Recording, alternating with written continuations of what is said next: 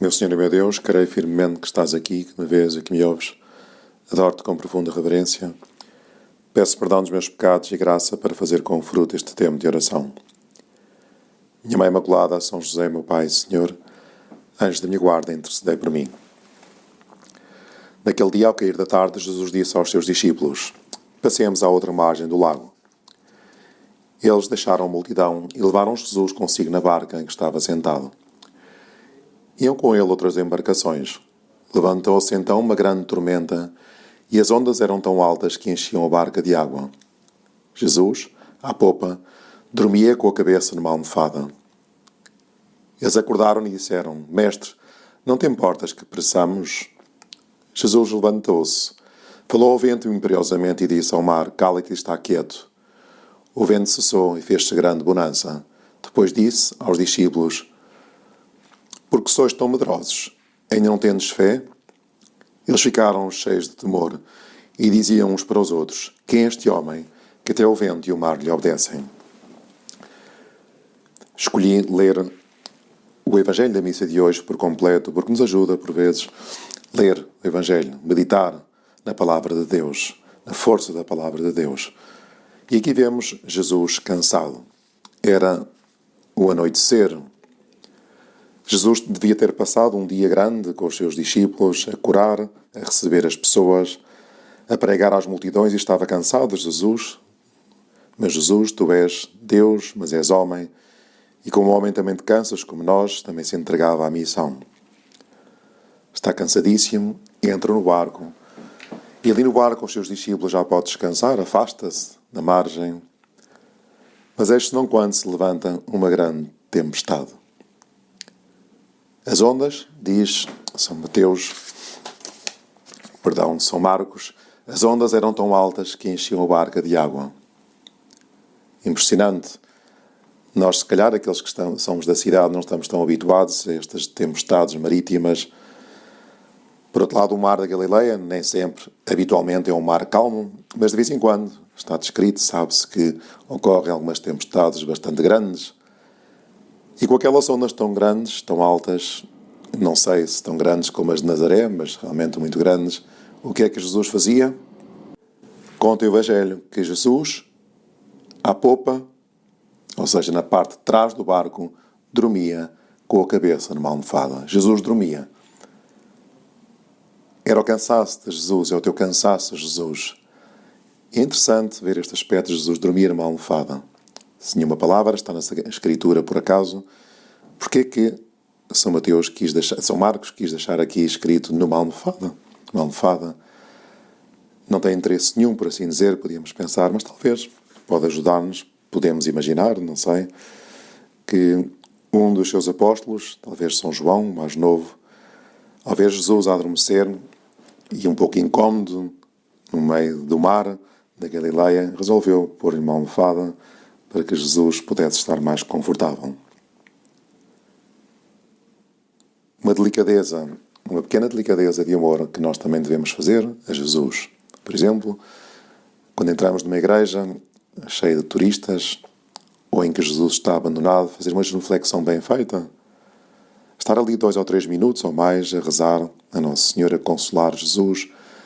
Ver alguém que ofende Jesus na rua, um pecado público, ou dar-nos conta das ofensas a Deus na guerra, por exemplo, e saber pedir perdão a Jesus. São pequenas delicadezas de amor, de namorado, que os cristãos, que os filhos de Deus estamos chamados a fazer. E perante aquela tempestade, continua o Evangelho, os discípulos estão assustadíssimos, assustam-se e acordam Jesus. Mestre, não te importas que pereçamos? E Jesus levanta-se e fala imperiosamente ao vento. Cala-te e está quieto, diz Jesus. Impressionante a força da palavra de Deus, que é capaz de calar o vento, de amainar as águas. Os discípulos estavam com medo. Estavam assustados.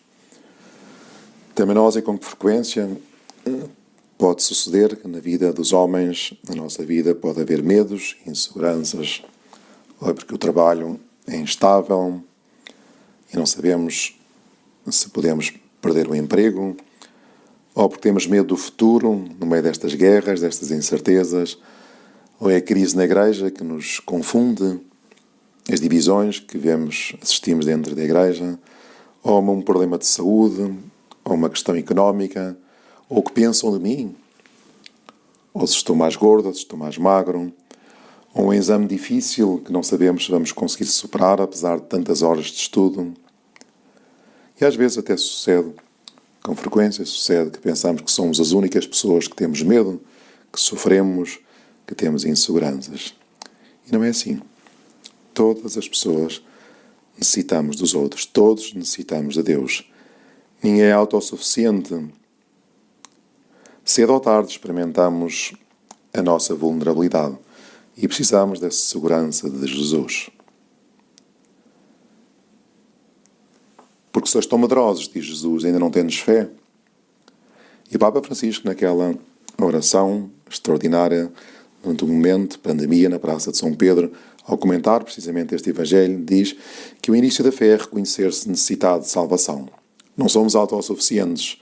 Sozinhos afundamos. Precisamos do Senhor como os antigos navegadores das estrelas. Convidamos Jesus a subir para o barco da nossa vida. Chama por Jesus. Precisamos do Senhor, precisamos da força da Palavra de Deus. Ajuda-nos.